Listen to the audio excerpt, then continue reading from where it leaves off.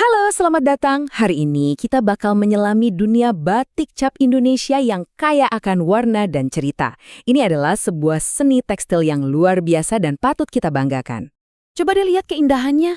Setiap pola yang rumit, setiap goresan warnanya, itu punya makna budaya yang dalam banget. Ini tuh bukan cuma kain biasa, ini adalah warisan. Nah, ini dia nih tantangannya. Di pasaran kan banyak banget ya produk yang kelihatannya mirip, yang cuma cetakan massal. Terus gimana caranya kita bisa yakin kalau yang kita pegang ini beneran batik cap asli yang berkualitas tinggi? Untungnya ada jawabannya, Standar Nasional Indonesia atau yang kita kenal sebagai SNI. Anggap aja ini semacam buku panduan resmi yang ngejelasin A sampai Z tentang apa itu batik cap yang otentik. Yang bikin ini menarik, standar ini baru aja diperbarui di tahun 2019. Jadi para ahli, produsen, bahkan kita sebagai konsumen, duduk bareng buat bikin standar ini jadi jauh lebih presisi dan akurat. Analogi ini pas banget ya.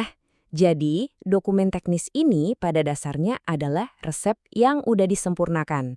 Tujuannya, untuk memastikan setiap kain batik yang dihasilkan itu memenuhi standar keaslian yang paling tinggi. Oke, sekarang kita bedah yuk pembaruan yang pertama. Ini semua tentang tampilan atau ciri-ciri visual yang jadi semacam sidik jari buat batik cap asli. Nah, standar yang baru ini jauh lebih detail soal hal-hal kecil yang harus kita perhatikan. Jadi intinya gini, kita beralih dari panduan yang sifatnya umum ke daftar periksa yang super detail. Nggak lagi cuma bilang ada rembesan warna, tapi sekarang lebih spesifik, jenis rembesannya harus seperti apa. Nah, ini salah satu contohnya. Standar baru ini secara spesifik menyebut rembesan warna seperti kumpulan gelembung atau istilahnya ngerayap. Ini adalah jejak khas dari proses cap manual, sesuatu yang susah banget ditiru oleh mesin cetak. Ini juga detail lain yang penting banget. Bukannya mencari kesempurnaan, standar baru ini justru bilang kalau pinggiran motif yang sedikit bergerigi itu adalah tanda keaslian. Ini nunjukin karakter dari cap tembaga yang dipakai, bukti kalau ada sentuhan tangan manusia di baliknya.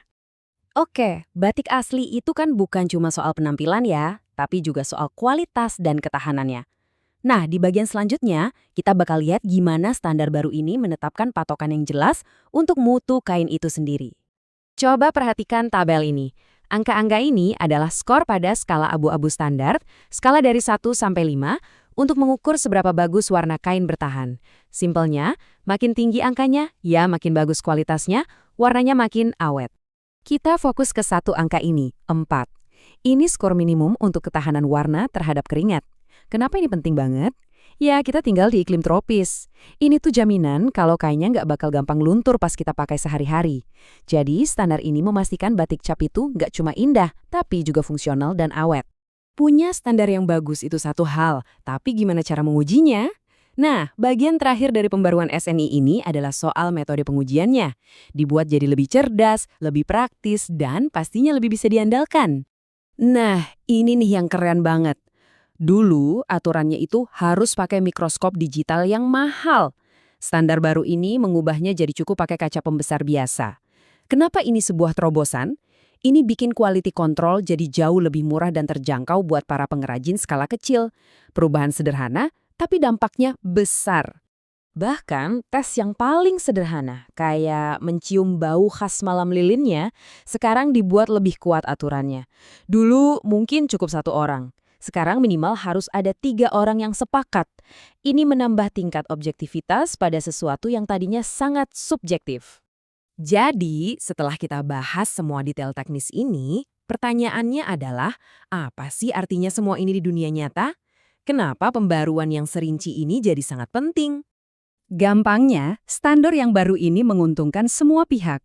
Ini melindungi warisan budaya kita, memberdayakan pengrajin dengan target kualitas yang jelas, dan membekali kita sebagai konsumen dengan pengetahuan untuk memilih produk yang asli. Dan yang paling penting, membuat semuanya lebih adil bagi usaha kecil. Ini membawa kita ke pemikiran terakhir. Kalau sebuah dokumen standar teknis bisa melakukan begitu banyak hal untuk melindungi batik cap, coba bayangkan apa yang bisa dilakukannya untuk kerajinan tangan, kuliner, atau tradisi berharga lainnya. Kira-kira, harta karun budaya apa lagi ya yang menurut Anda perlu buku panduannya sendiri?